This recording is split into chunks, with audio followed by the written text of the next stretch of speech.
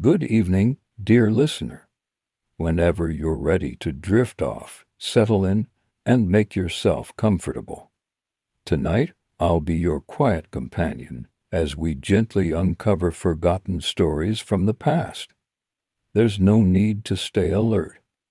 You can let your thoughts slow down now.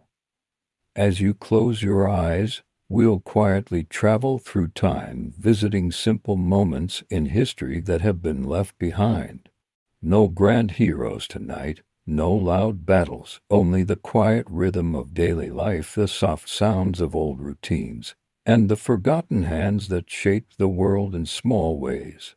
Tonight, we'll begin by walking along the muddy streets of medieval towns, where humble street cleaners faced a never-ending tide of filth. Then we'll step into the warm, ash-filled kitchens of the 18th century, where wood ashes were treasured for their cleaning magic. After that, we'll gently sail across misty waters with Viking sailors, uncovering the whispered secrets of ancient sunstones.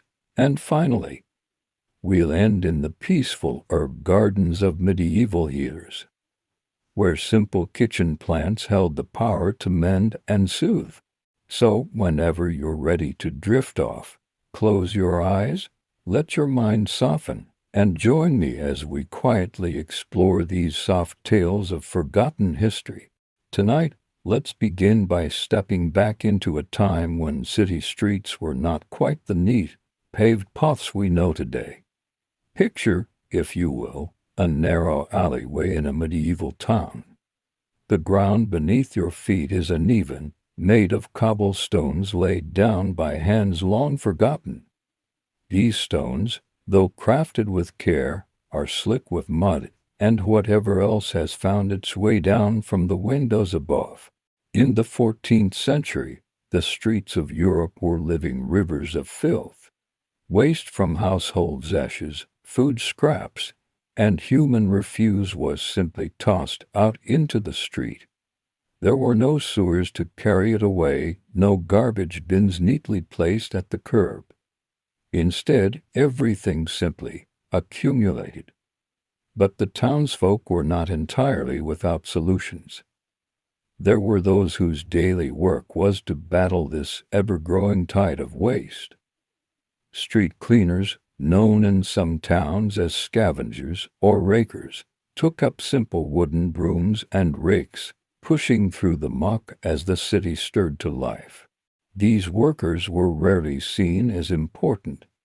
Their work was thankless, often invisible, except when the streets became too foul to ignore. But day after day, they quietly set out, wearing rough woolen garments stained by the very streets they cleaned. In the early morning, before the market stalls opened and the shopkeepers swept their thresholds, the street cleaners were already there. Their work began with the soft scrape of wooden rakes against stone, the muffled shuffle of boots as they navigated puddles of refuse and mud. They worked slowly, methodically, moving waste into small piles along the edges of buildings. These piles would later be gathered into carts, simple wooden wagons pulled by tired horses or, more often, dragged by the cleaners themselves. The tools of their trade were humble. A rake fashioned from local timber, its teeth dulled by years of use. A broad, flat broom made with bundles of coarse twigs tied tightly with hempen rope. There was no protective clothing, no gloves. Only the rough fabric of their tunics, and perhaps a scarf pulled over the mouth and nose to dull the smell. And yet, these cleaners carried out their task with a quiet persistence.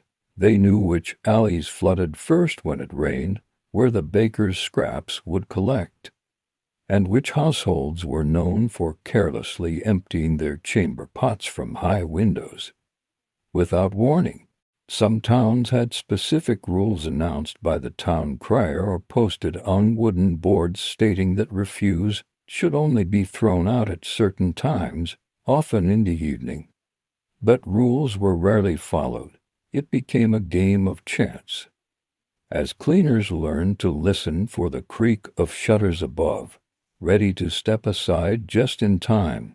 As the sun rose higher and the city awoke in full, the street cleaners often became invisible. Merchants would shout over their heads, horses clattered by, and the daily rhythm of life carried on as though the cleaners were not there.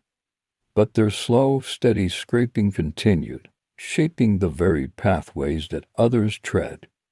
Though their work was grueling, the street cleaners understood their own quiet importance.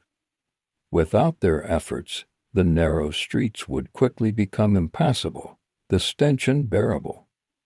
Disease, already a constant threat, would spread faster through the stagnant muck. In some larger towns, the cleaners were hired by the guilds or the local council. In others, they worked as free laborers, earning a few coins from householders who wanted the path to their shops kept clean. But, regardless of who paid them, their role remained the same: to keep the city's veins from clogging. Their work was not only about moving waste. It was also about guiding the flow of life. They cleared pathways for carts to pass through, for children to play in the alleys, and for pilgrims to make their way to the local church.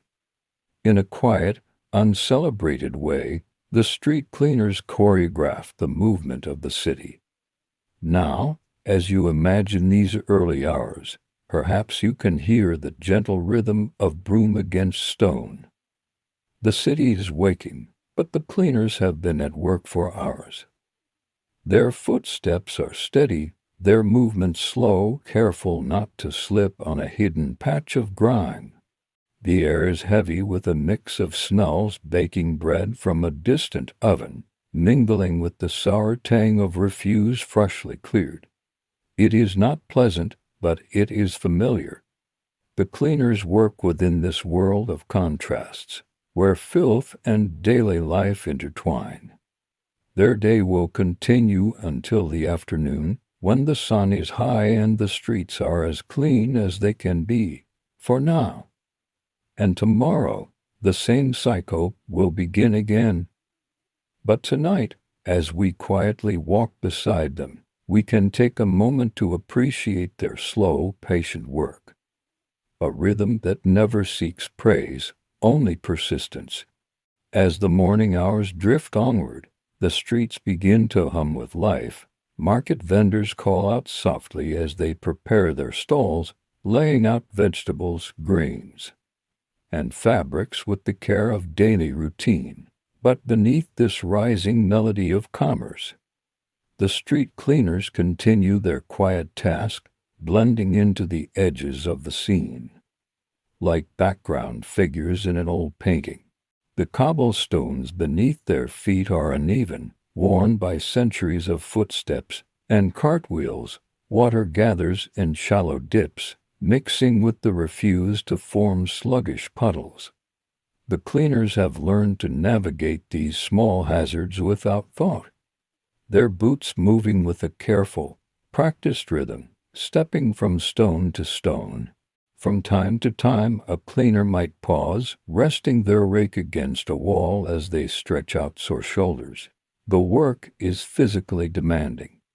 Every movement is a contest against the weight of the muck, the resistance of wet straw, the cling of damp filth that seems to want to stay exactly where it is.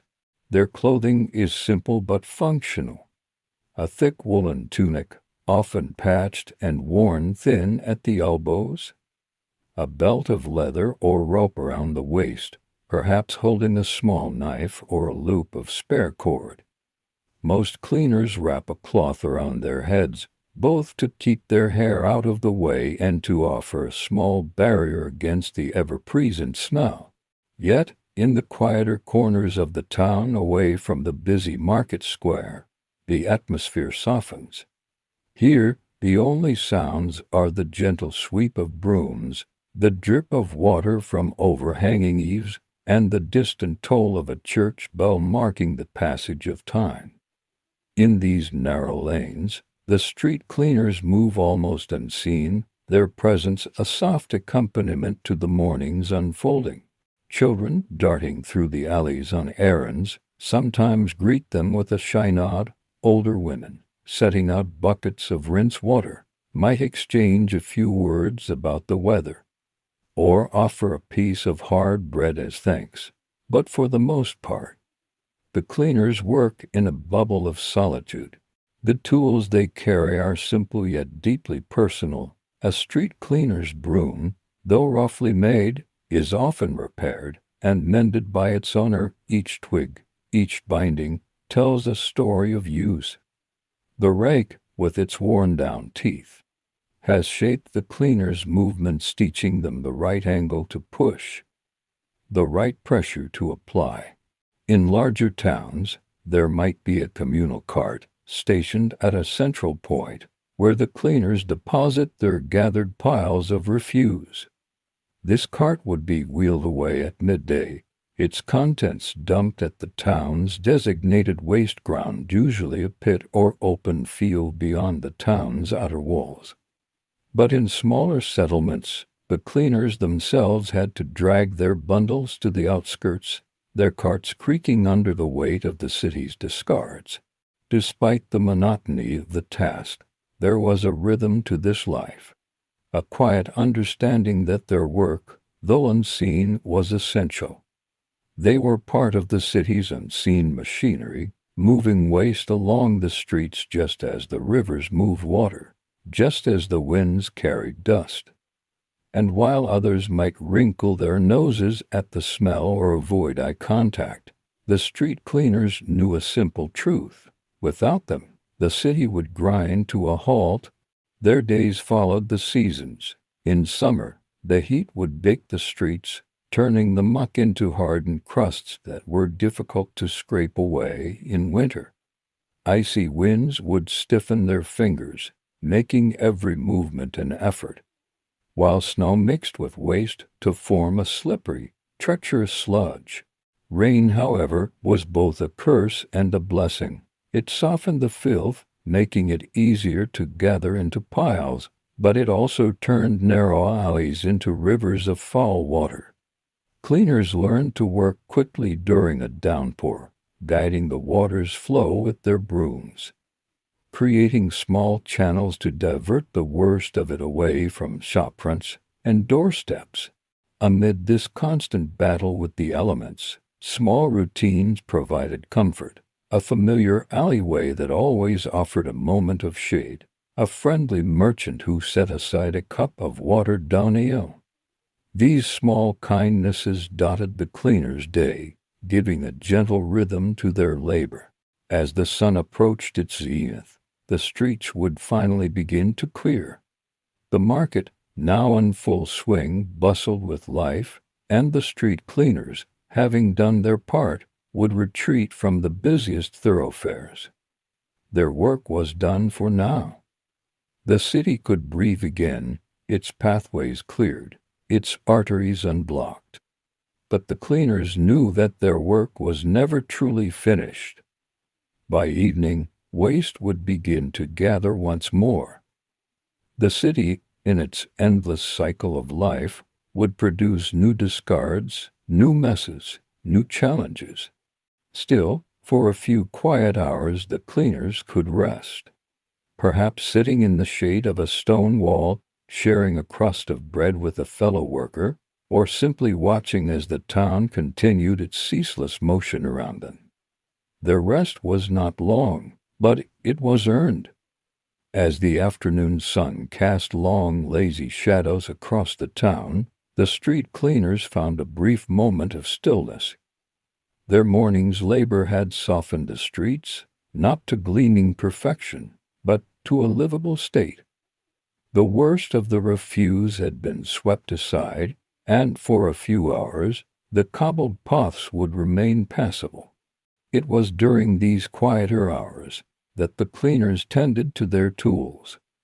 They would gather in small groups, perhaps in a shaded courtyard or beneath the shelter of an overhanging timbered roof, and inspect the worn bristles of their brooms, the splintered edges of their rakes. With nimble fingers, they would bind new twigs into place, using cords of hemp or leather scraps salvaged from old boots. This small ritual of maintenance was done without fanfare, yet it spoke of a quiet pride. Their tools were extensions of their hands, crafted and repaired with care born from necessity. A well-tended broom could last a season. A neglected one might crumble in a single day's work. Conversation among cleaners was sparse, spoken in soft tones that matched the rhythm of their days. They exchanged notes on which alleys had flooded, which households had been careless with their waste, or how the weather seemed to be shifting. Occasionally, there would be a shared chuckle at a merchant's angry tirade, or a rueful shake of the head at a particularly stubborn patch of muck. Their camaraderie was subtle. There were no guilds or banners for street cleaners, no patron saints or public festivals in their honor.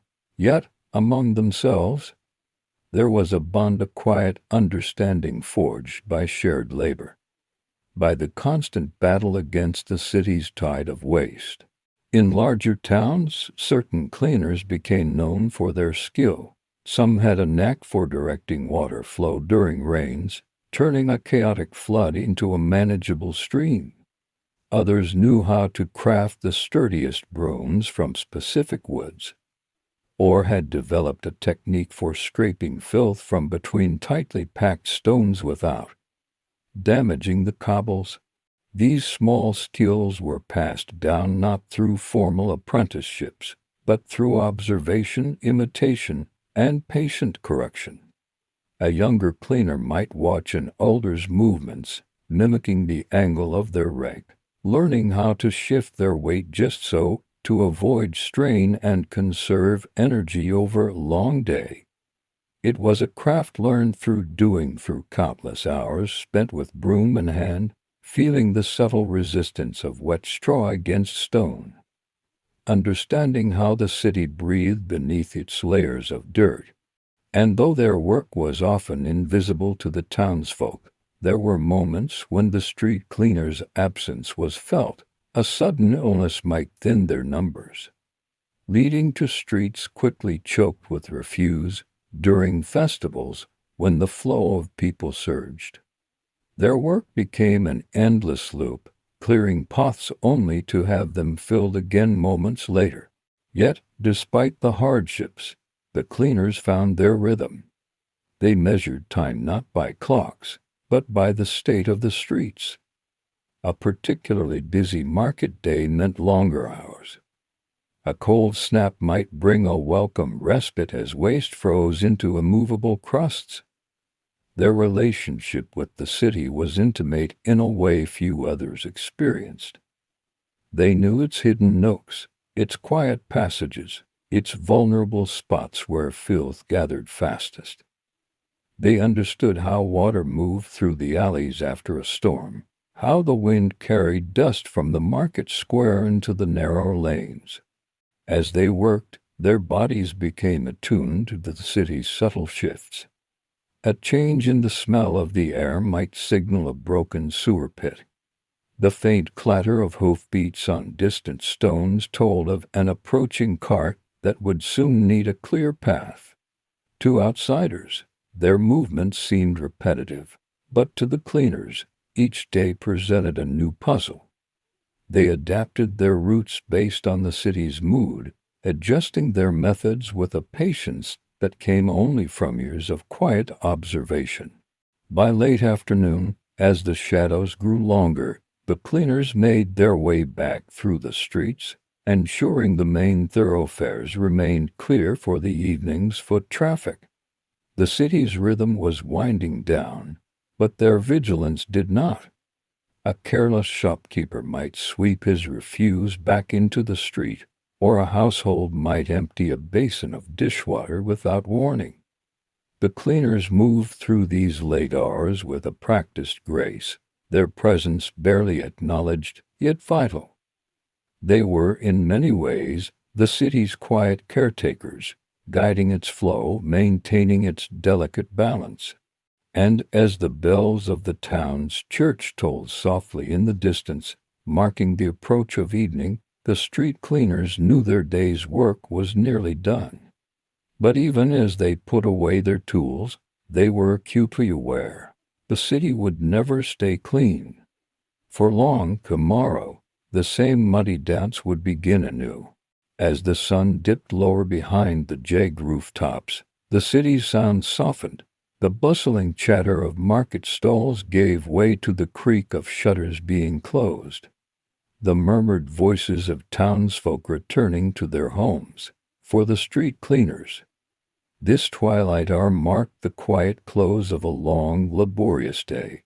Their final rounds were less about sweeping and more about observation. Walking slowly along the main streets, they ensured no last-minute spills or careless piles of refuse would remain overnight to attract vermin or cause morning mishaps. The brooms, heavy with the day's grind, rested on their shoulders, now their bristles matted and dark. The city in these hours took on a different character. With the noise of the day fading, the cleaners could hear the soft splash of water being poured from windows, the distant clatter of pots as evening meals were prepared, and the faint hum of evening prayers whispered behind closed doors. This was the time when the city's heartbeat slowed, and the street cleaners, who had spent the day moving with the city's flow, could finally feel a moment of stillness. The journey home was often as quiet as their work. Most cleaners lived in modest quarters, tucked into the less desirable edges of town. Small, cramped dwellings where walls leaned at odd angles and thatch roofs sagged beneath the weight of age and weather. Inside, the homes were simple: a wooden table, a few stools, perhaps a small hearth if fortune had been kind. Their possessions were few, but practical: a spare tunic, perhaps a sturdy pair of boots if they were lucky, and always their tools. Brooms and rakes were propped carefully by the doorway, ready for the next day's labor. The routines of home were as predictable as their work. Hands were scrubbed in cold basins of water, though the stains of the day never fully washed away. Meals were plain, coarse bread, a bowl of broth thickened with barley, and occasionally a sliver of salted fish or a wedge of cheese. Families of street cleaners shared a quiet pride in their work. Children learned early on the rhythms of the trade, helping to mend tools or accompanying their elders on short rounds.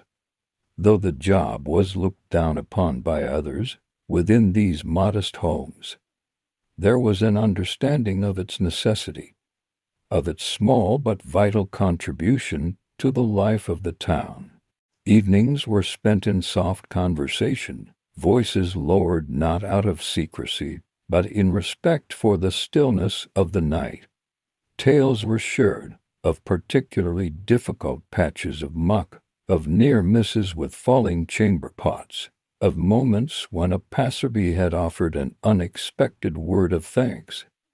These stories were not grand, but they held a quiet significance. They were the markers of a life lived in steady rhythm with the city's needs. As darkness fully settled, candles and oil lamps cast gentle pools of light within these small homes. The street cleaners, wearied by the day, found their rest early, knowing that before the sun would rise again, they too would rise, brooms in hand, ready to greet the streets once more.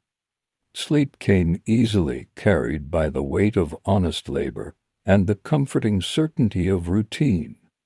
Outside, the city rested, unaware of how much it relied on these unseen caretakers, whose work ensured that each new day could begin with paths cleared and passages passable. The cleaners did not seek recognition. Their satisfaction came from the simple knowledge that their work, though uncelebrated, was essential. As the town's last candles flickered out and the night embraced the narrow streets, The cleaners slept, knowing that, with the first light of dawn, they would quietly step into the city's forgotten spaces once more. As dawn approached, long before the rest of the city stirred, the street cleaners were already awake. Their movements were slow and deliberate, not hurried, for they had learned that their work was not a race, but a steady, endless rhythm. The morning air, still crisp, carried the faint scent of damp earth and wood smoke. The streets, quiet now, bore the traces of the previous day's life: scattered straw from market stalls, husks of vegetables left by hurried vendors, and the inevitable remnants of household refuse. The cleaners took to their task with the same patience they had the day before, as they would the next. Their role in the city's life was not measured in grand gestures, but in the absence of chaos, when a cart could pass unhindered through a narrow alley, or when a merchant's doorway remained free of foul puddles.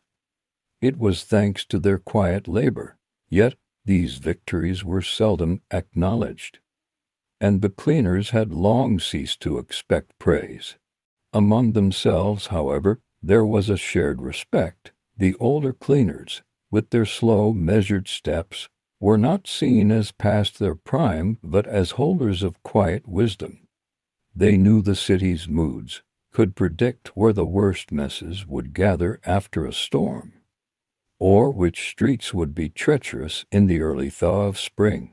To the cleaners, their city was alive, breathing in patterns only they truly understood. It sighed in the evening as shutters closed, and it exhaled in the morning, when doors creaked open and feet filled the streets once more.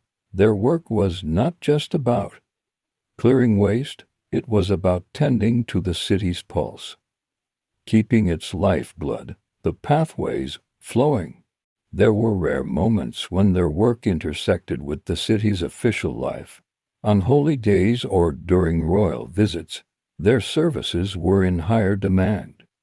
Town leaders would suddenly remember the cleaners, issuing instructions to ensure the main streets were spotless. But once the festivities ended, the cleaners returned to their quiet routines, slipping back into the city's background. In some towns, cleaners were given small tokens of recognition during festivals: a mug of ale, a loaf of fresh bread. But more often, their rewards were simpler: a dry pair of socks after a rainy day, a patch of sun-warmed stone to sit upon during a cold morning, or the rare smile of a passerby who noticed their efforts. The cleaners knew that their work would never end. There was no finish in their task, only the daily ritual of beginning again. Yet, in this constancy, there was a form of peace. They had a place in the city's rhythm, a role that, while overlooked, was quietly indispensable. As the city grew louder with the morning's awakening, the clang of blacksmiths, the calls of merchants, the cleaners blended into the edges once more. Their work continued unseen yet ever present, as necessary as the rising sun. Their lives remind us that history is not only shaped by kings and conquerors, but also by those who quietly tend to the world's forgotten corners. The street cleaners, with their simple tools and steadfast hearts, kept the city alive in ways most would never notice. And as we leave behind these dimly lit muddy streets, where wooden rakes scrape gently against cobblestones, we carry with us a new understanding of these unsung caretakers of the past. Their footsteps may have faded, but their quiet persistence lingers in the very foundations of our cities. And now, as we brush the dust from our shoes and leave behind the damp alleys of medieval towns, let's quietly step into a different kind of workspace: the warm, ash-filled kitchens of the 18th century, where even yesterday's fire had its place in keeping a home clean and cared for. As we step softly into the kitchens of the 18th century, you might be surprised by what you find. The air is warm, filled with the gentle crackle of wood burning low in a brick hearth. But beyond the fire's glow, there's something else, something that seems out of place to modern eyes. Ashes. Not just a little, but piles of soft pale gray ash carefully gathered in baskets, tucked into corners, and stored as if they were precious supplies. In this time, ashes were not waste, they were a quiet kind of magic, the secret ingredient in keeping a household clean and orderly, where we might reach for soap and detergent. The 18th century homemaker reached for ash. Picture a modest kitchen in a small village cottage. The walls are darkened from years of smoke, the floors are made of wide wooden planks, worn smooth by countless footsteps. A large hearth dominates one wall, its brickwork cradling the glowing embers of last night's fire. Above, a heavy iron pot simmers gently, releasing the soft aroma of root vegetables and herbs. Near the hearth, a woven basket overflows with ashes, their texture soft and powdery like fine flour. Another small pot holds a slurry of ash mixed with water, a homemade lye solution, prepared by a careful hand. For the 18th century housewife, ash was more than a byproduct of fire. It was a trusted companion in her daily chores. Each morning, as she stoked the fire anew, she would sift through the previous day's ashes, separating the fine powder from larger charcoal pieces.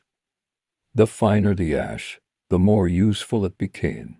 The process of making lye, a crucial cleaning agent, began with nothing more than ashes and water. In a large wooden tub, she would slowly pour rainwater through a thick layer of ash, allowing the liquid to trickle down, becoming infused with natural alkali. This gentle alchemy produced a solution that could cut through grease, whiten fabrics, and scrub wooden floors to a soft, clean shine. It was a ritual known by heart, passed down from mother to daughter. The thickness of the lye was tested by feel, not by instruments. A practiced finger dipped into the liquid would tell if the solution was strong enough for the day's washing. Clothing, once soiled from labor in the fields, would be submerged into this ash water, scrubbed by hand against wooden boards. The process was slow, rhythmic, and repetitive, a soothing, methodical task that filled the quiet hours of the morning. But ash had its place beyond the laundry as well. In the kitchen, a sprinkle of ash was a powerful tool against greasy surfaces. Without modern soaps, cleaning pots and pans required resourcefulness.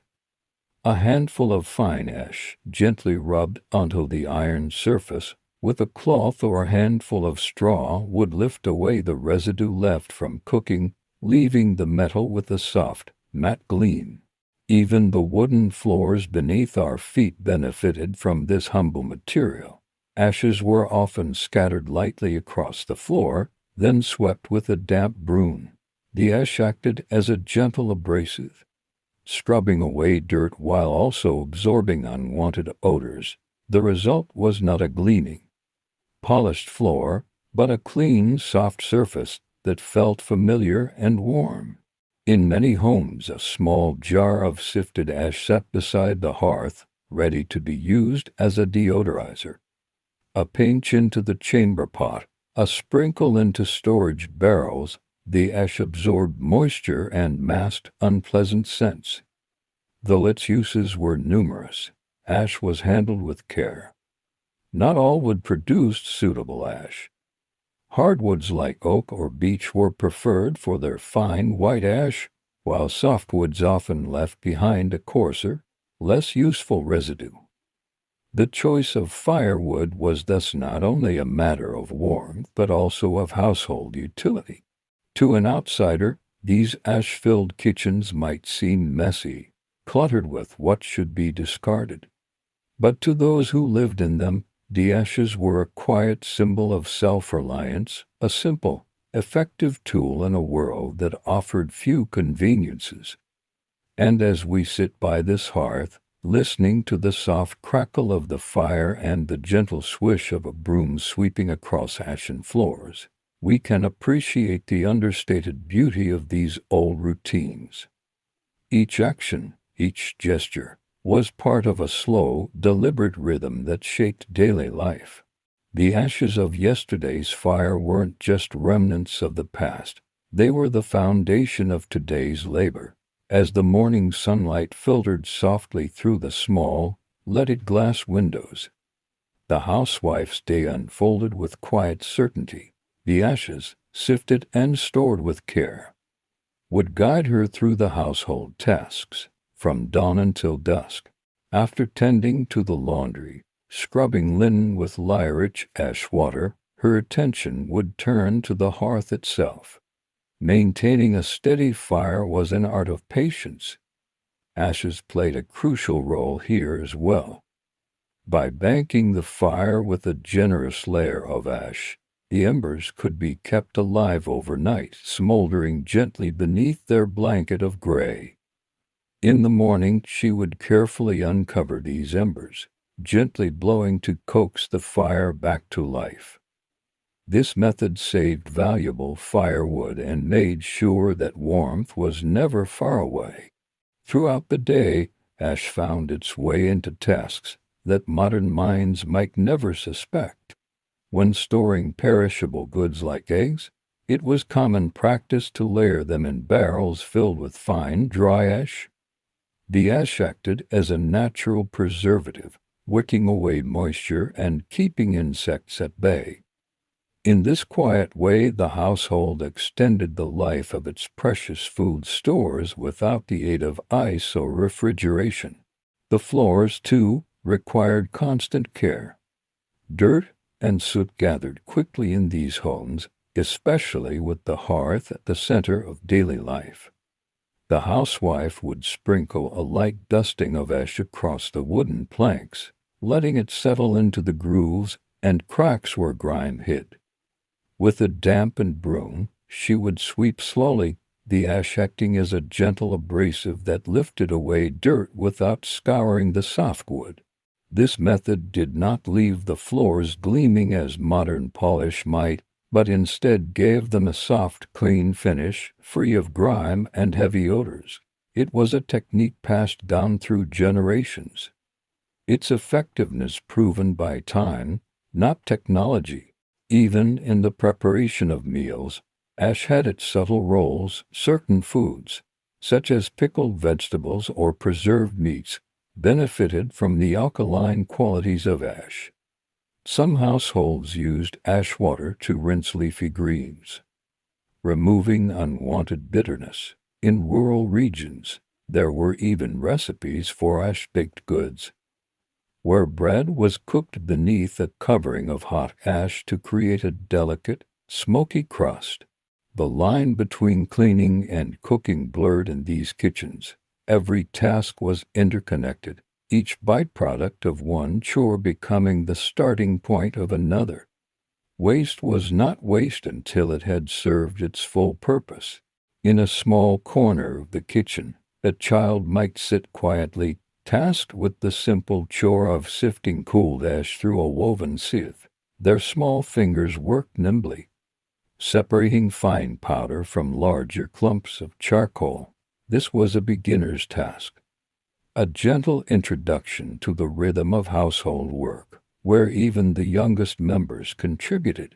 For the women of the household, managing ash was a daily art form, one that required an understanding of texture, of scent, of the subtle shift in color that told when the ash was ready for use. It was a quiet expertise rarely spoken of, yet essential to the home's well-being. Beyond practical chores, ash also held a place in small domestic rituals. A pinch of ash scattered across the threshold was thought to ward off pests, and in some regions, it was believed to keep away evil spirits. Whether or not these superstitions held true mattered less than the sense of comfort they brought, a small, tangible act of protection in an uncertain world. As the afternoon sun slanted across the kitchen floor, the room carried a serene glow.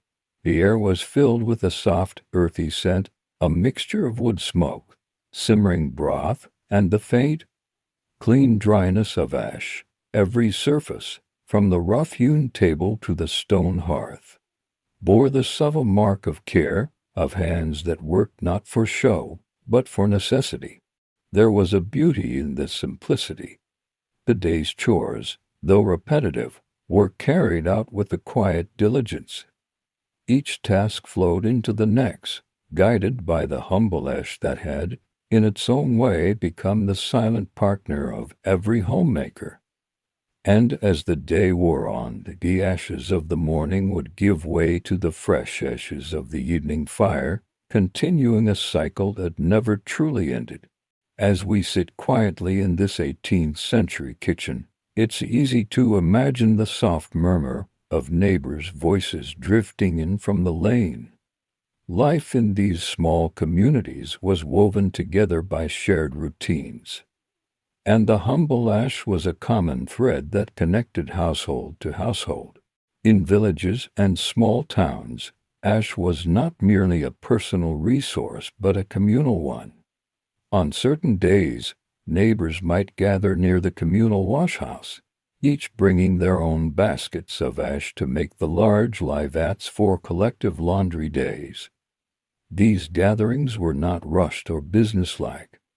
They were slow, methodical sessions where conversation flowed as easily as the water trickling through the layers of ash. Women exchanged quiet advice on the best types of wood to burn for soft ash, on how long to soak linens in lye to brighten their whiteness without wearing them thin. The knowledge was passed gently, not as instructions, but as observations, spoken in tones as soft and steady as their work. There were no written manuals for these tasks. Skills were learned by watching, by feeling the weight of the ash in one's hand, by sensing when a batch of lye had reached the right strength through the slickness it left on the skin. Even in urban homes, where space was tighter and fireplaces smaller, the role of ash remained vital. Chimney sweeps might collect the fine ash from wealthier homes, selling it on to washerwomen and soap makers. In this way, the byproducts of grander households found their way back into the hands of those who could transform them into useful goods. Indeed, for those enterprising enough, ash could be a small source of income. Soap makers, working in simple workshops, relied on a steady supply of ash for crafting lye-based soaps. These soaps, though coarse compared to modern standards, were prized for their ability to cut through grease and dirt. The process of soap making was slow and fragrant.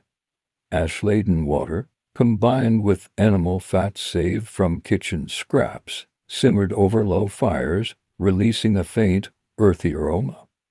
The mixture, stirred patiently with wooden paddles, thickened over time, eventually poured into molds, and left to cure. These bars of soap, rough and rustic, found their way back into kitchens and washhouses, completing a full circle of use. Ash also played a quiet role in the preparation of certain handmade crafts.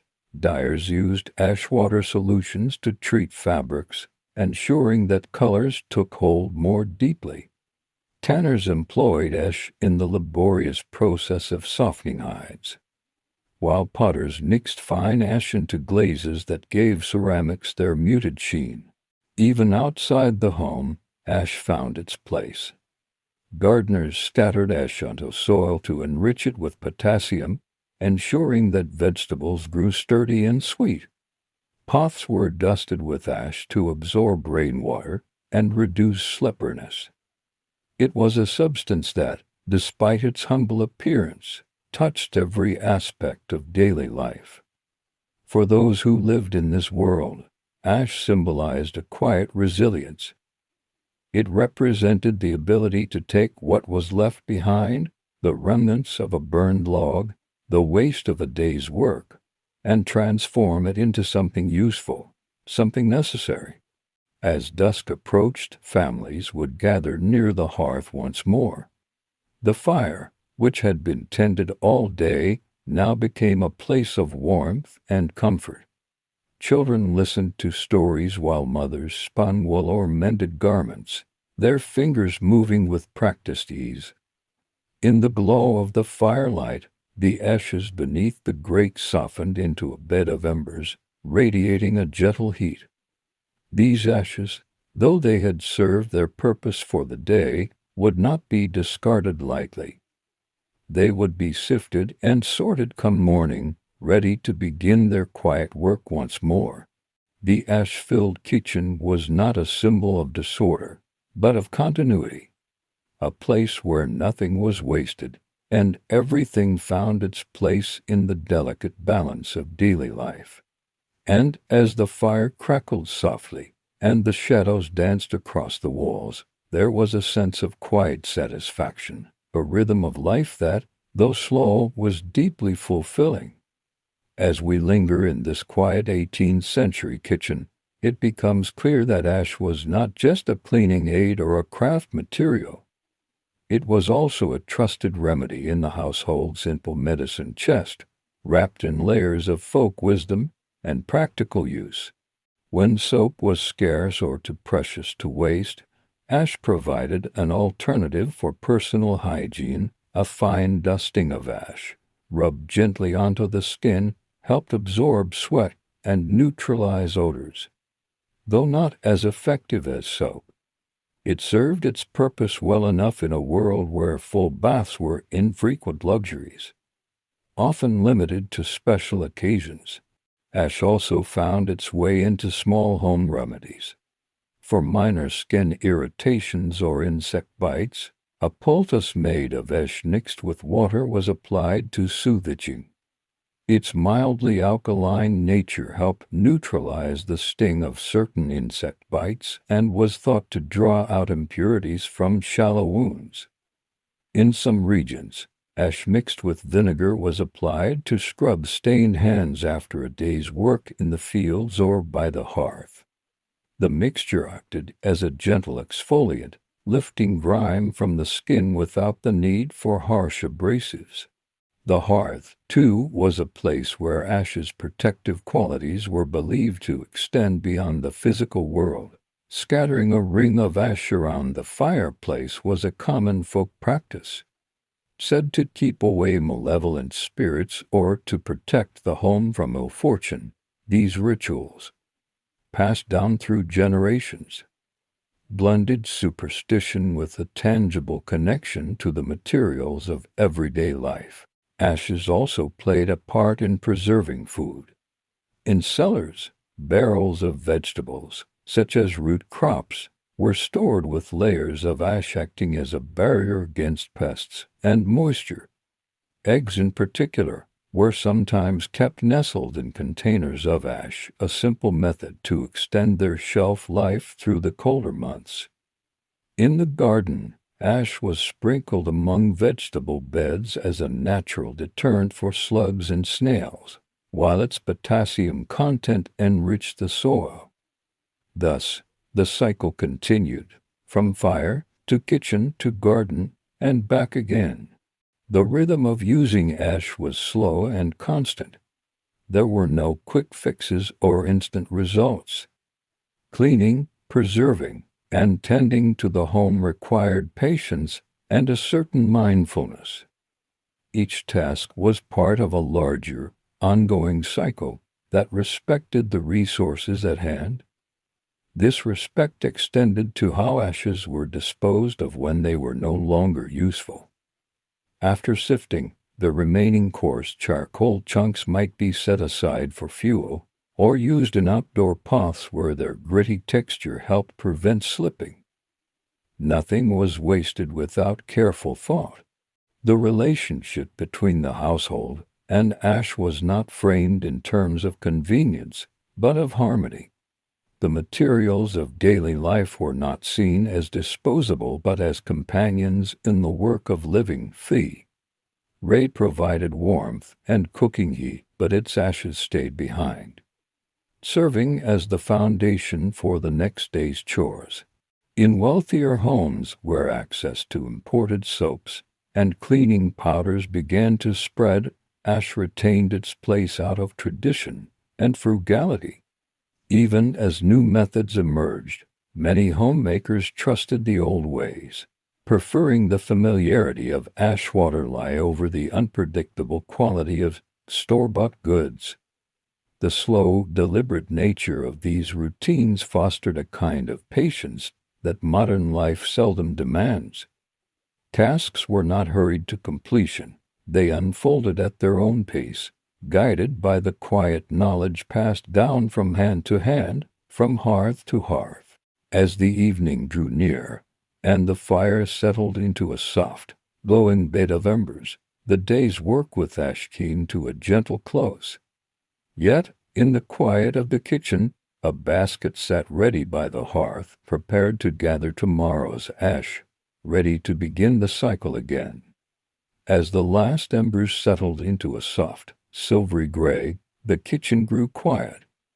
The day's chores had been completed, but the presence of ash lingered, not as a sign of untidiness, but as a reminder of the countless ways it had served the household.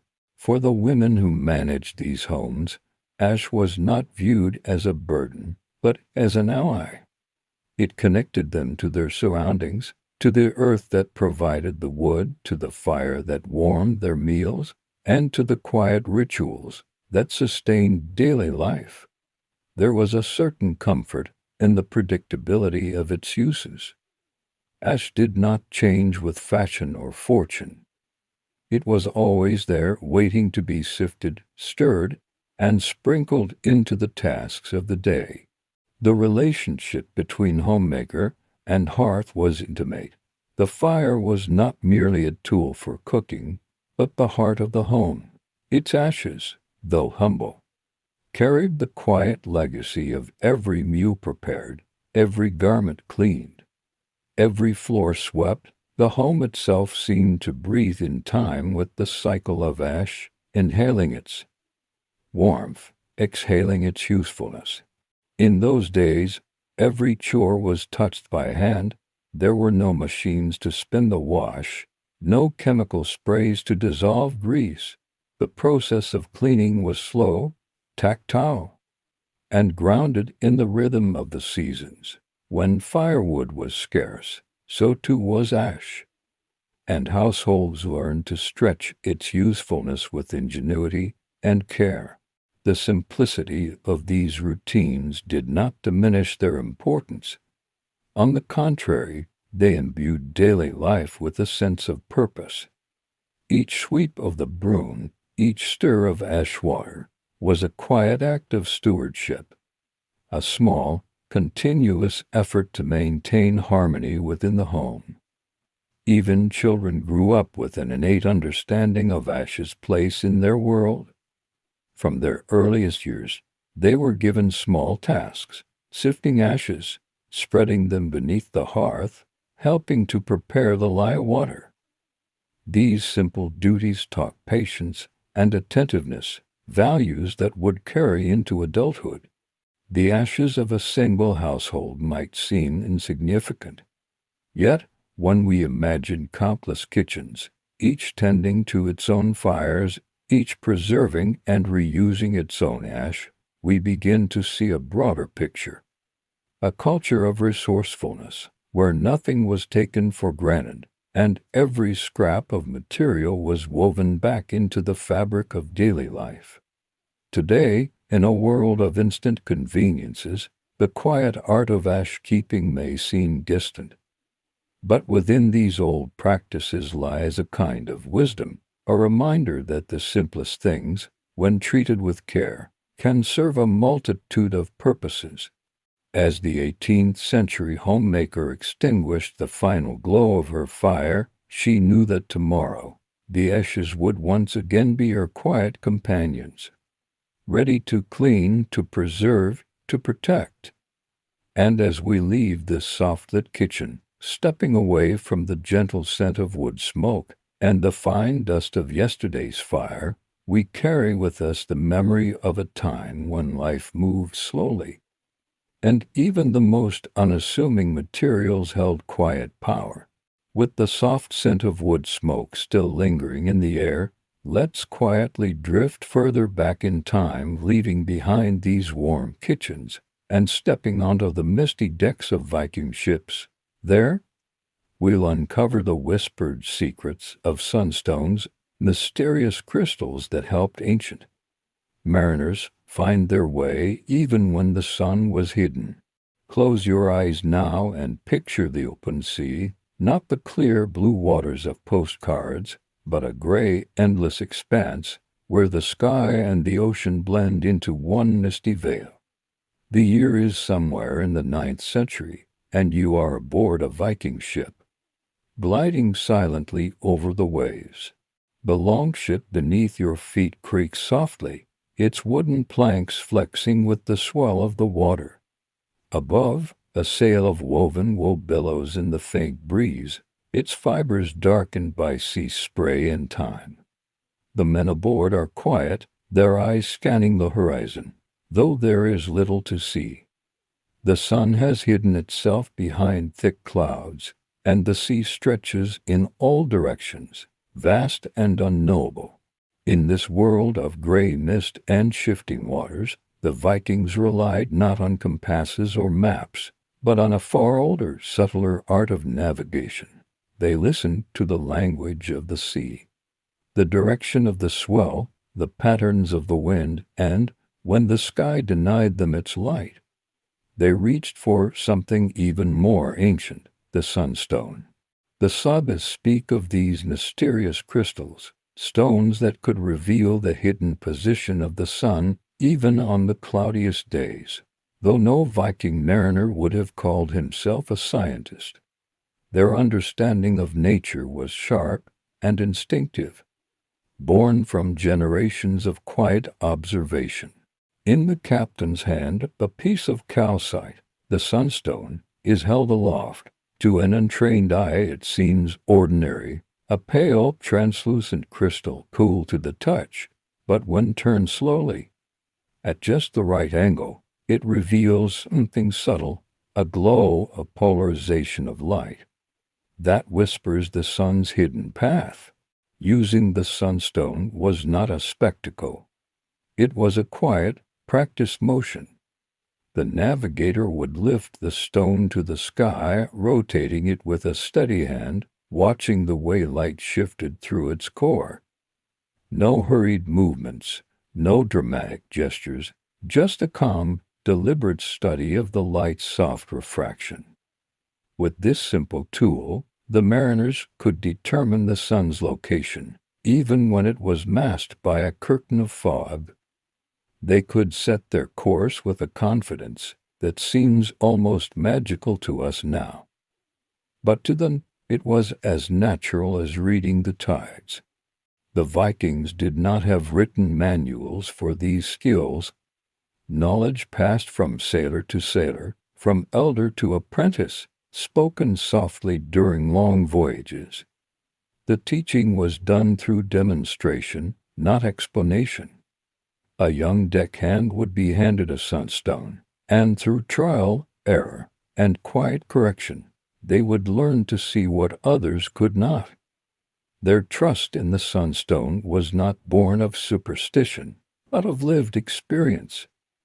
Time and again, the stone had proven itself a reliable guide, gently revealing the sun's position when the world seemed directionless. The ocean around them was a living map filled with subtle signs. The flight path of seabirds, the color of the water, even the scent of the breeze carried information to those who knew how to listen. The sunstone was one more layer in this dialogue with nature, a bridge between the visible and the hidden. As we stand quietly on this Viking ship, feeling the gentle rise and fall of the sea, We can imagine the calm concentration of the navigator. There is no rush. The sea will not be hurried. Navigation, like sailing itself, is a rhythm, a slow, attentive dance with the elements. The crew understands this rhythm. Their movements are economical, their words few. A ship at sea does not reward wastefulness, whether of supplies, energy, or attention. Every task, from adjusting the sail to reading the sunstone, is done with a quiet respect for the journey's long, patient demands. The longship itself is a marvel of understated design. Its slender hull, carved from oak, slices through the water with ease. There are no cabins, no shelter from the weather. The crew lives beneath the open sky, their lives entwined with the sea's mood. Yet, in this exposure, there is a closeness to the world that modern life has largely forgotten. The Vikings felt the weather not as a forecast but as an immediate presence. The wind was not an abstract concept, it was a companion, a force that shaped their every movement. And when the wind faltered, when the clouds gathered and the horizon blurred, the sunstone was there a small, quiet guide, helping them feel the sun's hidden warmth through the veil of mist. As the ship continues its steady glide across the waves, the navigator lowers the sunstone. A slight nod, a soft word to the helmsman, and the vessel adjusts its course, no fanfare, just a simple, silent act of trust between man, stone, and sea. As the longship pressed forward into the mist, the crew settled into their familiar routines. There was no need for constant chatter. Their work was guided by a shared rhythm, a quiet understanding that each man knew his place, his role, even the youngest aboard, tasked with bailing water from the ship's low hull, moved with a sense of purpose learned through patient repetition. The navigator, now satisfied with their course, tucked the sunstone into a small leather pouch, its usefulness momentarily complete. It would rest there until clouds gathered again, or until the shifting winds demanded another quiet consultation with the hidden sun. On board, the atmosphere was not one of tension or urgency. Instead, it was of steady, alert calmness. The Vikings understood that nature could not be commanded, only listened to. They did not fight the sea, they moved with it, letting its subtle signs guide them. The longship itself seemed to breathe along with the water, its flexible design allowing it to ride the waves rather than cut through them. Unlike the heavy ships of later centuries, Viking vessels were light, crafted with overlapping planks that shifted slightly with the swell, making them remarkably adaptable to the ever-changing sea. To those aboard, the ocean was not an obstacle but a pathway. Every ripple, every gust of wind, every cry of a seabird told a story, whispered in a language they had learned over generations. They watched the flight of puffins and gulls, knowing which species stayed close to land and which ventured far. A sudden shift in their flight direction might hint at a distant coastline or a hidden shoal beneath the waves. The color of the sea itself was another guide. Lighter, greener hues suggested shallow waters, while deeper blues indicated open sea. Foam patterns, too, carried messages. A long line of white caps meant a current or underwater ridge, while calm patches amidst rougher waters might signal eddies or the shelter of an unseen island. For the Vikings, navigation was not about precision in the modern sense. It was a dynamic, fluid conversation with the environment.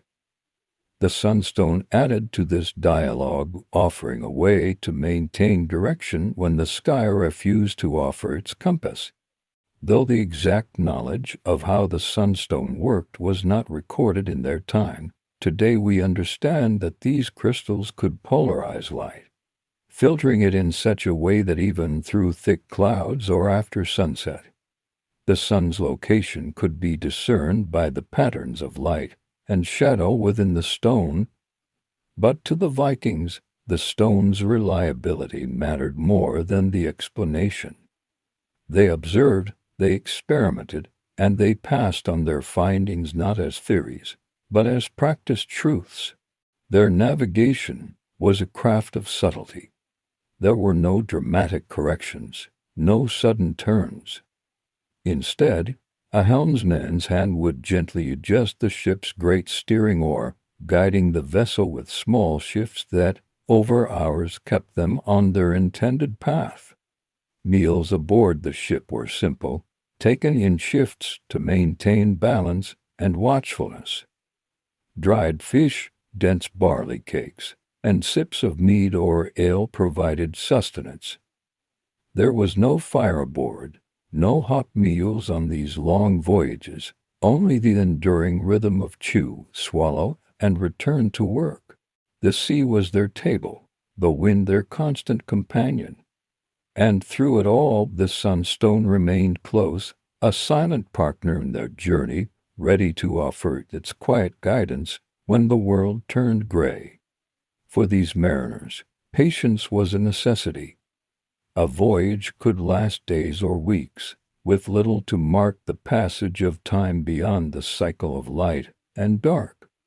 The sunstone helped maintain this rhythm, its soft glow through the mist reminding them that direction was never truly lost, only hidden for a moment.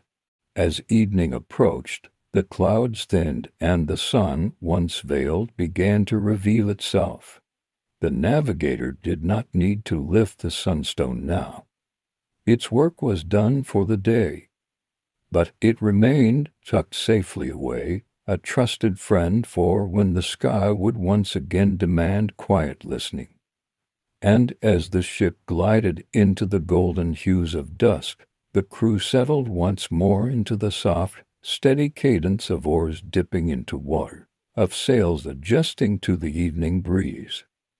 The journey continued, not hurried, not forced, but carried gently by the wisdom of stone, sea, and sky. Night at sea was a quiet affair. The Viking longship, with its low sides and open deck, offered no shelter from the elements. Yet for these mariners, the absence of walls was not a hardship, but a way of life. They slept beneath the stars, wrapped in woolen cloaks, cradled by the gentle sway of the ship. The ocean at night is a vast, living mirror. The waves, no longer reflecting the dull gray of the day, shimmer softly with starlight. The soundscape changes too. The creak of the ship's timbers becomes more pronounced. The splash of oars fades as the crew rests, and the steadied breath of the sea becomes a soft lullaby. There was no rigid schedule aboard these voyages. The crew worked in shifts, some sleeping, others maintaining a quiet watch. Always, the navigator kept the sunstone close at hand, even in darkness. Not because it was needed at night, but because the morning often brought clouds, and with them, the need for its quiet guidance once more. These voyages were not hurried. The Vikings measured success not by speed, but by safe arrival. They did not fight against nature's pace. If the winds calmed, they waited. If storms loomed, they sought shelter. Their ships, light and flexible, could be beached on any stretch of shore, allowing them to ride out the weather on land if needed. The crew's survival depended on their ability to remain attentive to small changes, the sharpness of the wind's bite, the dampness of the air, the subtle shift in the swell's direction. All were signals to be read and respected. Among them, the sunstone was a constant, quiet partner, a tool that complemented their senses rather than replacing them. When morning came, The ritual of navigation resumed. The sunstone was lifted gently, rotated slowly, and studied with patient eyes. The stone did not reveal its secrets quickly. It required the navigator to be still, to observe, to wait for the faint bands of polarized light that hinted at the sun's hidden position. In this way, the act of finding direction became a moment of meditation. The navigator, standing at the bow, became an interpreter between the hidden sun and the ship's journey. His quiet gestures, a slight tilt of the hand, a small nod to the helmsman, carried the weight of the voyage's success. On days when the sky remained clear, the sunstone rested in its pouch, but its presence offered comfort. The crew knew that when the mists returned, they had a way to find their path. It was a reassurance born not from superstition, but from experience. The bond between navigator and sunstone was personal. Each navigator had their preferred stone, chosen for its clarity, its weight, the feel of it in hand. Some carried theirs wrapped in cloth, others in simple leather pouches tied to their belts. Though these stones were valued tools, they were not treated as precious artifacts. They were, like the ship's oars and sails, trusted companions in the daily work of seafaring. Life aboard the ship revolved around small tasks: repairing worn ropes, tightening the bindings of oars, sharing quiet meals of dried fish and barley. There was no idle time, yet there was no rush. Every movement was measured, every action a part of the ship's living rhythm. Even in their moments of rest, the crew remained attuned to their surroundings. A change in the water's color, the sudden appearance of driftwood, or the distant call of seabirds could signal land nearby, guiding the ship towards safe harbor or warning of hidden shoals. The sunstone, though a simple crystal, was a symbol of this quiet attentiveness. It reminded the crew that clarity often comes not through force, but through patience. In a world without maps, without compasses, they had learned to trust their senses, their craft, and the small, silent whispers of light refracted through stone. As the day wore on and the mist lifted, the ship continued its journey. The crew, content in their routines, felt no need for words. Their connection to the sea, to the wind, to the subtle glow of the sunstone was enough. As days passed, the ship drew nearer to its destination. The sea, once a vast expanse of shifting gray, began to offer hints of land. Seabirds circled with more purpose, their cries sharper, as if announcing the presence of distant cliffs. The waves took on a different rhythm, their echoes returning more quickly, bouncing off unseen shores. The navigator, as always, stood at the bow, sunstone in hand. Even with clearer skies, he raised the crystal now and then, not from necessity, but from habit. It had become part of the voyage's rhythm, a quiet gesture that anchored the crew's sense of direction. Landfall was never marked by sudden excitement. The Vikings approached shorelines with the same patience they navigated the open sea. Every approach was cautious, every course correction made with small, deliberate shifts of the rudder. They respected the hidden dangers, the submerged rocks, the treacherous shoals that could dash a ship to pieces if carelessly ignored. The sunstone, though no longer needed to pierce the fog, remained a symbol of their quiet triumph. It had guided them through uncertainty, helped them listen to the sun's whispers when the sky turned silent. And now, with land ahead, its work was done for this voyage.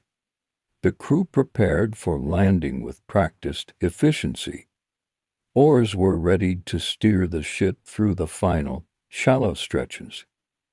Lookouts perched near the bow, eyes scanning for hidden sandbanks or sudden shifts in the water's color. Every movement was calm, unhurried. They had made this approach countless times before.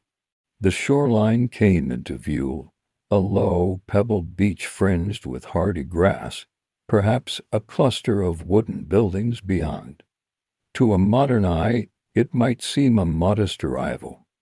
But for the Vikings, each successful landfall, no matter how small, was a testament to their quiet craft. As the ship grounded gently upon the shore, the crew disembarked with little ceremony. Their tools, their supplies, their sunstones, all packed with care, ready for the next leg of their journey, whether on land or back at sea. There were no grand decorations, no claims of discovery. The Vikings did not see themselves as conquerors of the ocean. Rather, they were travelers, caretakers of a delicate knowledge passed from hand to hand, voyage to voyage. In the quiet after the landing, the navigator might sit on a flat rock, turning the sunstone slowly in his fingers, watching the play of light within its core. There was no mysticism in this act, no secret ritual, only a deep, abiding respect for a tool that had served faithfully, not through force or spectacle, but through the soft guidance of refracted light. The crew would mend their ship, trade goods, gather supplies. Soon, the sea would call them back, and the sunstone would return to its place by the navigator's side, ready to listen to the sky once more. Among the many tools of their trade, axes, sails, oars, the sunstone remained one of the quietest, yet most trusted. Its power was not in its appearance, but in its ability to reveal the hidden, to guide through uncertainty without noise or demand. The Vikings' relationship with the sea was not one of domination, but of dialogue. The sunstone was their interpreter, a bridge between the mariner and the veiled sun. In its soft glow, they found their path, not by forcing their will upon nature, but by learning to see with patient, attentive eyes.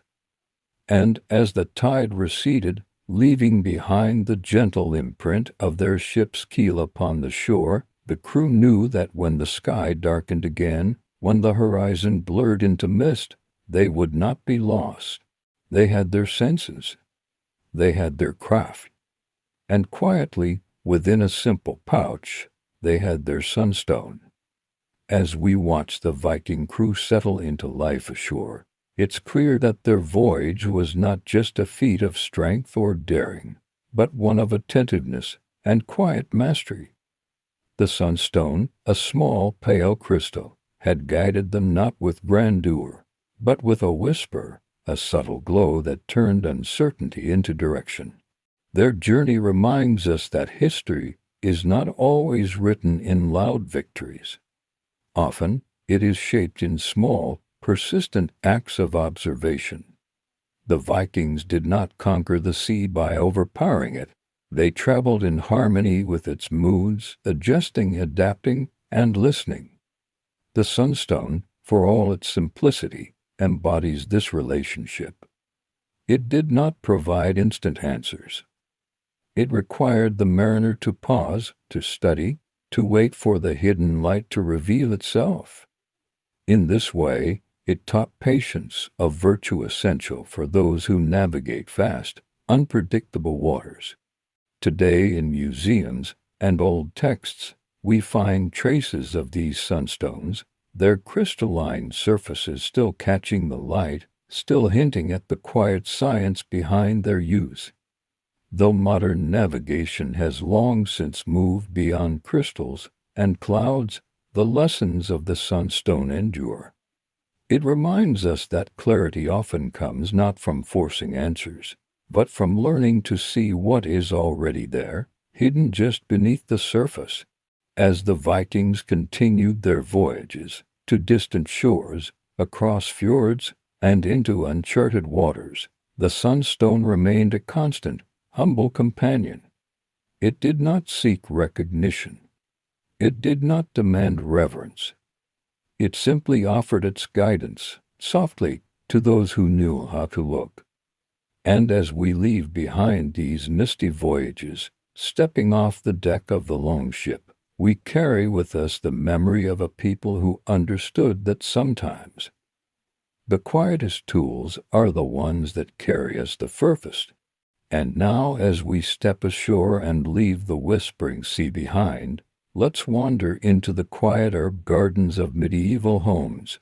There, among thyme, sage, and rosemary, we'll gently uncover how simple kitchen herbs became trusted medicines, passed down from healer to healer, mother to daughter. As we step softly into a medieval village, the sounds of the bustling market fade behind us. Here, beyond the noise of trade and barter, lies a small, walled herb garden, a place of quiet tending, where the knowledge of healing is whispered, not shouted. The garden is modest, nestled beside a thatched roof cottage. Its pathways are lined with flat stones, damp with morning dew. Neatly arranged beds hold a variety of plants, each chosen not for their beauty, but for their purpose.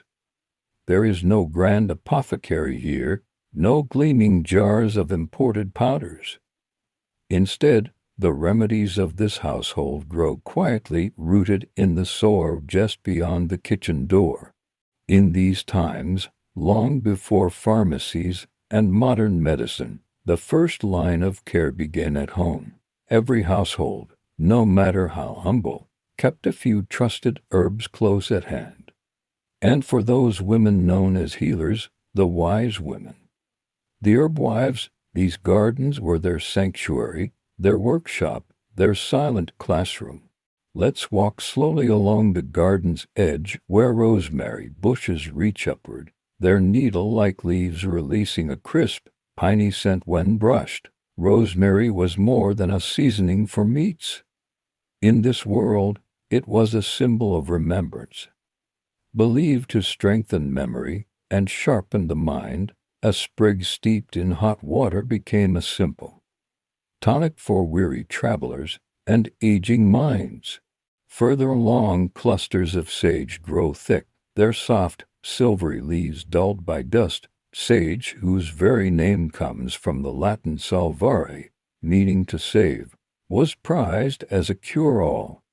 A gargle made from sage and vinegar soothed sore throats, while its leaves, dried and crumbled, were sprinkled into poultices to cleanse wounds. Near the garden center, a patch of thyme spreads low to the ground, its tiny leaves releasing a sweet, sharp aroma. Thyme, with its natural antiseptic properties, was a trusted ally against infection. In times of sickness, thyme-infused steam would fill the small cottage, its vapors believed to chase away illness. These herbs were not exotic imports, but familiar companions in daily life. Their uses were learned through experience, passed down through generations. Mothers taught daughters how to harvest leaves at the right time, how to dry them slowly in the shade, how to crush them gently with a mortar and pestle until their oils were released. There were no written recipes, only knowledge carried in the hands, in the scent of a leaf, in the texture of a poultice. Healing was a tactile, intimate craft. Inside the cottage, the kitchen served as both hearth and apothecary. Herbs hung in bundles from ceiling beams, drying slowly in the warm air. Earthenware pots lined the shelves, filled with salves and infusions prepared in small batches. Nothing was wasted. Every scrap of herb found its place as a remedy, a spice, or a simple charm. When illness came, a fever, a wound, an ache that would not subside, the healer's work began with observation. There were no diagnoses, no instruments. The healer would sit quietly by the patient, noting their breath, their skin's warmth, the color of their lips. Each symptom was a clue, each herb a possible answer. A weak tea of chamomile might be offered first to soothe and calm. If the fever persisted, a compress of cool water and elderflower might follow, placed gently on the forehead. The process was slow, patient, guided not by urgency but by attentiveness. These women did not claim to cure all ills. Their role was not to battle sickness with force, but to support the body's quiet work of healing. They eased discomfort, calmed fevers, and cleaned wounds with gentle hands. In times of plague or grave injury, when their simple herbs could offer little protection, they still remained at the bedside, offering what they could: a soothing word, a touch of cool linen, a whispered prayer. And in these acts there was a different kind of medicine, one not found in potions or powders, but in the patient, persistent care given to those in need. The garden, in turn, was a reflection of this quiet resilience. Each season brought its own challenges: harsh winters that killed tender shoots, sudden storms that flattened beds, yet, with time and tending, the herbs returned, as steadfast as the hands that cared for them. As we stand in this soft, sunlit space, the hum of bees drifting lazily between blossoms, we begin to see the rhythm of life in these gardens. A rhythm not of grand cures, but of small, daily acts of care. Here, the art of healing is not dramatic. It is slow, patient, and deeply human. As the morning sun climbs higher, the healer gathers her basket and steps into the garden. Her movements are unhurried yet precise. She knows which plants are ready to harvest, which leaves must be plucked before the midday heat steals their oils. Each herb speaks a quiet language, through its color, its scent, the slight resistance when its stem is pinched. Today, she collects yarrow, its delicate white blossoms clustered like tiny lace umbrellas. Yarrow, with its astringent properties, is a trusted ally for healing wounds. The leaves, once crushed, release a scent that is sharp, medicinal, and familiar in battlefields and homes alike. Yarrow poultices have slowed bleeding and soothed inflammation. Nearby, calendula blooms shine bright orange and yellow, their petals soft and waxy beneath her fingertips. She gathers them gently, knowing they will be steeped in oil to create salves that calm rashes and ease chapped skin. 2. The outside world, these flowers are simple garden blooms, but in the healer's hands, they become medicine. Inside the cottage, the process of preparation begins. Herbs are rinsed in cool water, spread carefully on linen cloths to dry in the shade. The mortar and pestle, worn smooth by years of use, wait patiently on the table. As she grinds dried sage into a fine powder, the room fills with its earthy, comforting aroma. The healer works with all her senses. She listens to the way leaves crumble, feels the texture of a paste as it forms, watches the color of an infusion deepen as it steeps. There is no rush.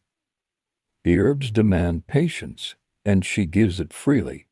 When a neighbor arrives, seeking help for a lingering cough, the healer listens. She does not interrupt, does not rush to a conclusion.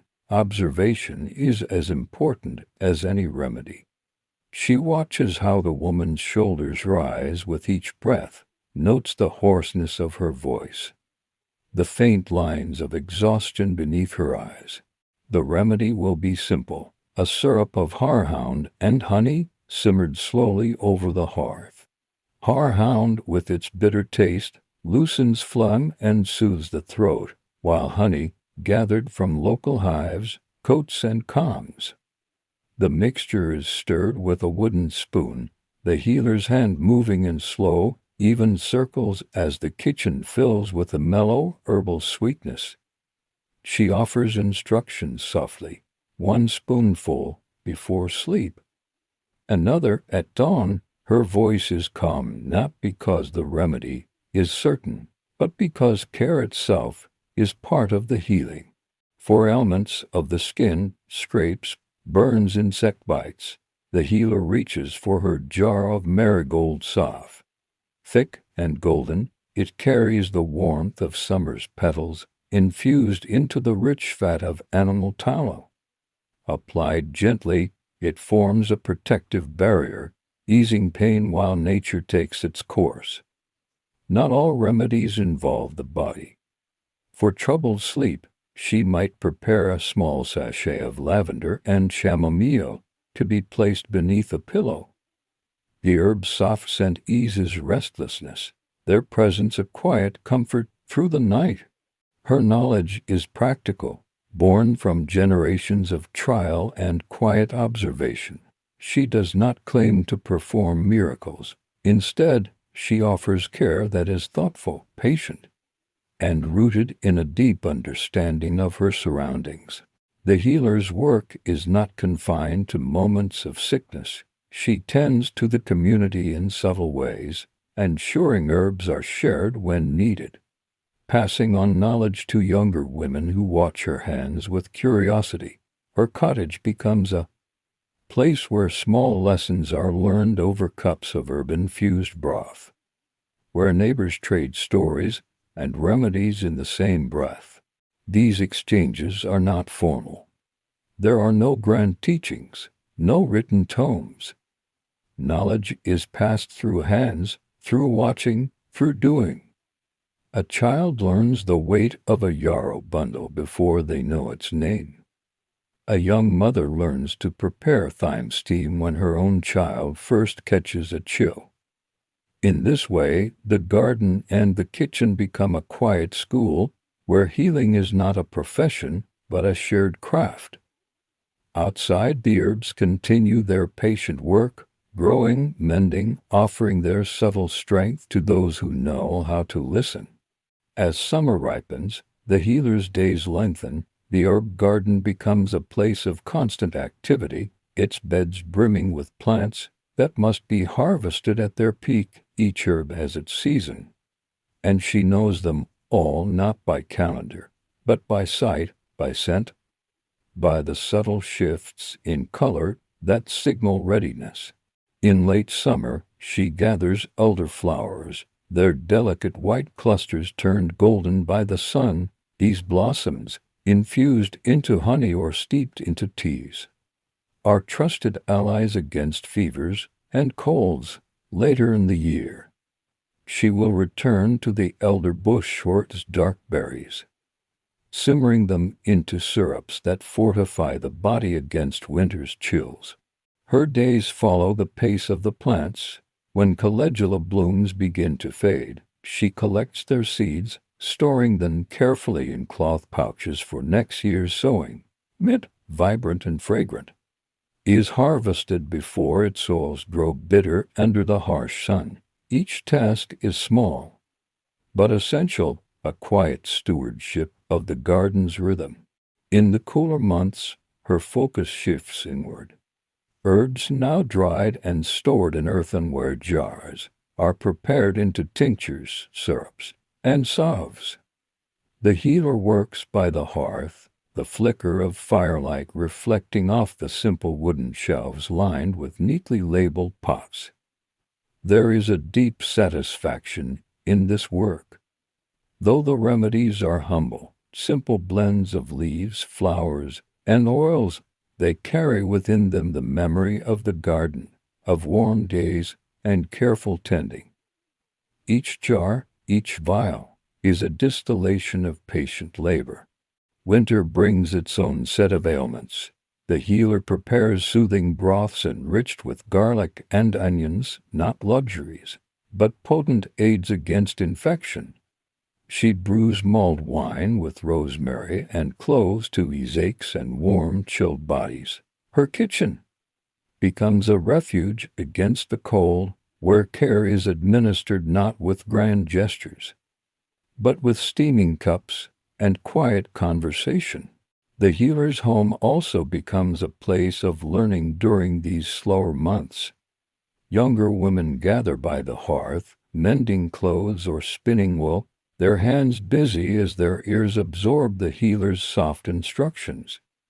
She teaches them how to prepare a simple infusion, how to recognize when a leaf has dried enough to crumble between the fingers, how to listen to the body's quiet signals.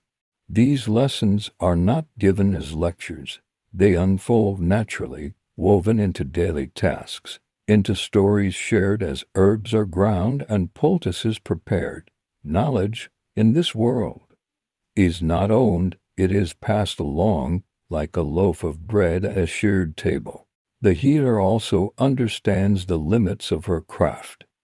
There are wounds too deep for herbs to mend, fevers that no infusion can break.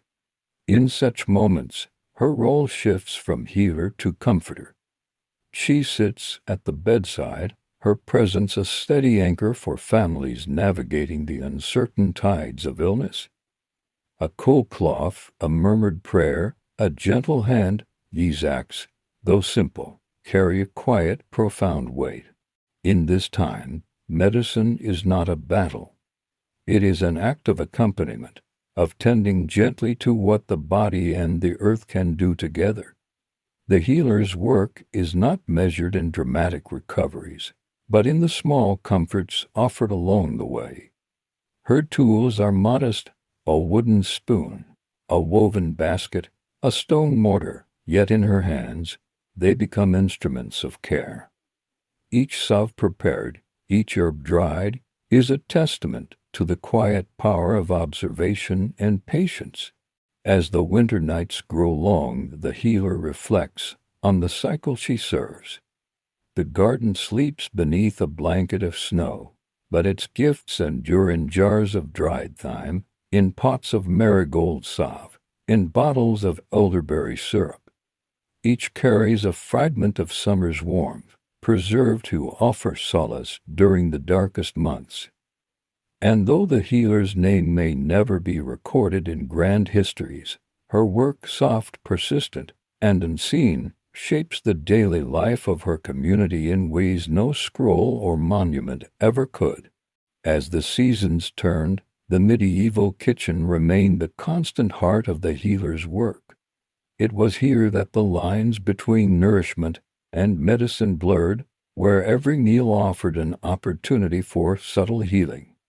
For centuries, women understood that the body's strength was built slowly, not only through remedies, but through daily sustenance. Herbs were rarely reserved for sickness alone. They were folded into stews, brewed into teas, and sprinkled over breads, each addition a quiet act of care. A pot simmered gently over the hearth, releasing the earthy fragrance of root vegetables and wild garlic. Into it, the healer added a handful of parsley not for garnish, but to cleanse the blood. As was commonly believed, a sprig of thyme followed, its oils rising with the steam, bringing warmth and aiding digestion. In this kitchen, food was not prepared with a sense of urgency. Each ingredient was chosen with thoughtfulness, not only for its flavor but for its purpose. Leeks to ward off colds, sage to steady the stomach, fennel seeds to ease a restless night.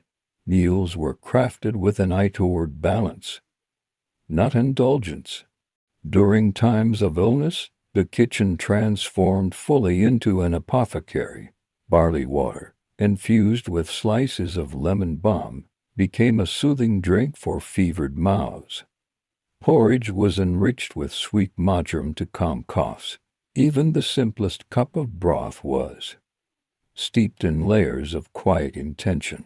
But not all ailments called for ingestion. The healer would often prepare external treatments in the same space, mixing pastes and salves with the same care she gave to meals. A bowl of honey warmed by the fire became the base for wand dressings, its sticky surface both protective and healing.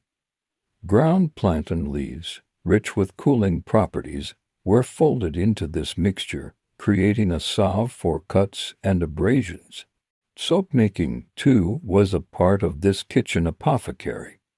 Not the fine, scented soaps of the wealthy, but sturdy, functional bars crafted from animal fats and ashlie.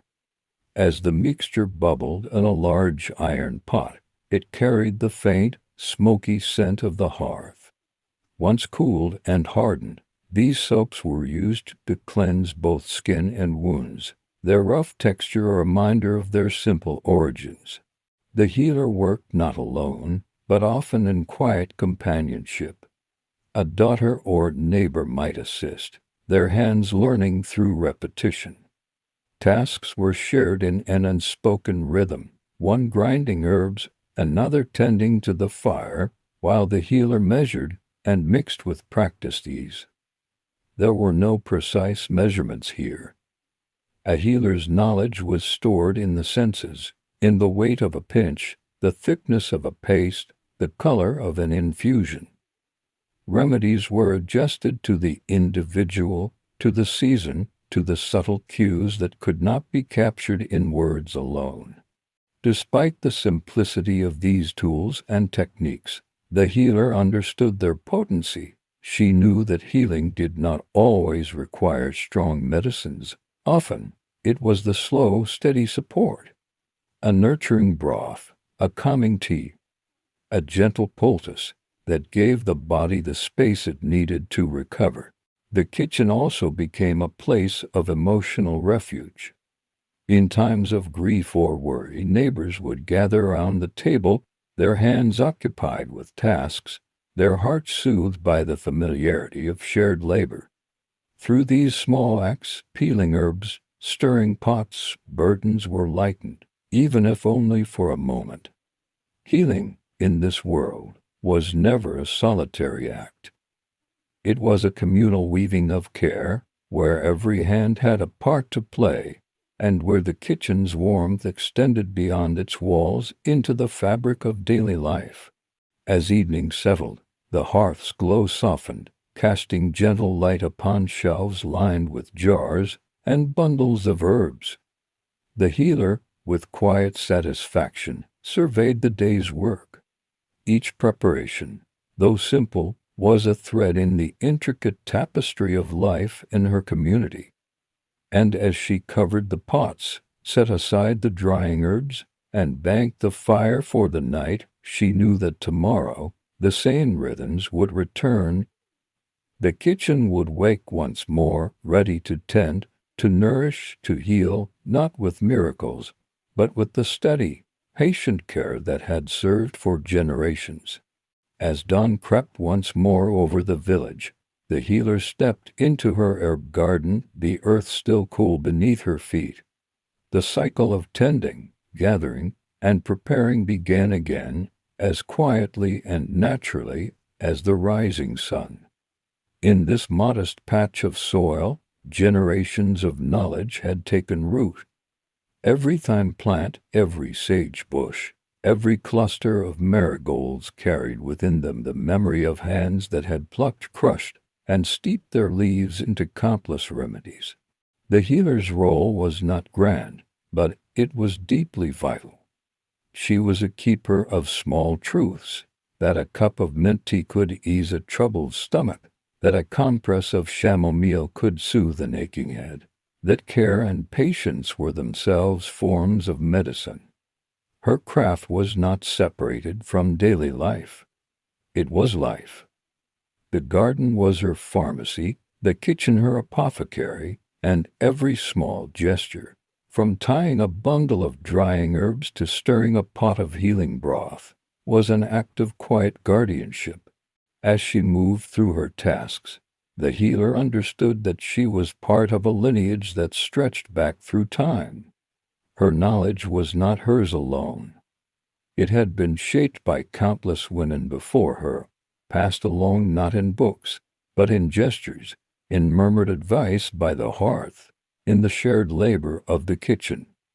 She did not need formal titles to affirm her place. Her community knew.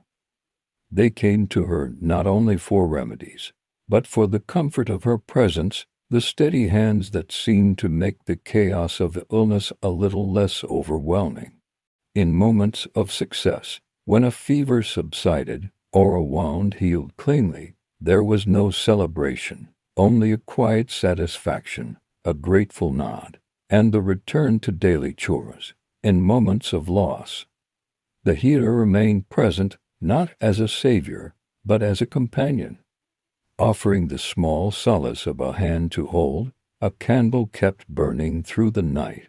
The healer's world was one of persistence, of daily acts of care repeated across years and seasons. There was no illusion of conquering sickness, only the steadfast work of easing its passage, of helping the body find its way back to balance with the gentle support of herbs and hands. And when the healer's time came to step back, her knowledge would not vanish. It would live on in the hands of her daughters, her apprentices, in the quiet kitchens and humble gardens of those she had taught. In the grand sweep of history, their names might be forgotten, but their work, slow, patient, and deeply human, remains etched into the very fabric of how we understand care. As we leave this garden, the scent of rosemary and thyme still lingering in the air, we carry with us the soft echo of their labor, a reminder that healing is not always loud or immediate. Sometimes it is found in the steady rhythm of daily life, in the humble power of kitchen herbs, and in the gentle hands that know how to use them. As we gently close the pages of tonight's stories, I invite you to rest now, knowing that the quiet echoes of the past will keep you company through the night. The footsteps of medieval street cleaners, the soft swish of ashes in old kitchens, the whispered guidance of Viking sunstones, and the patient care of herbal healers. All these moments will linger softly in your dreams. There's no need to stay awake. Let the past cradle you gently as you drift into sleep. Thank you for listening, and until next time, sweet dreams, dear friend.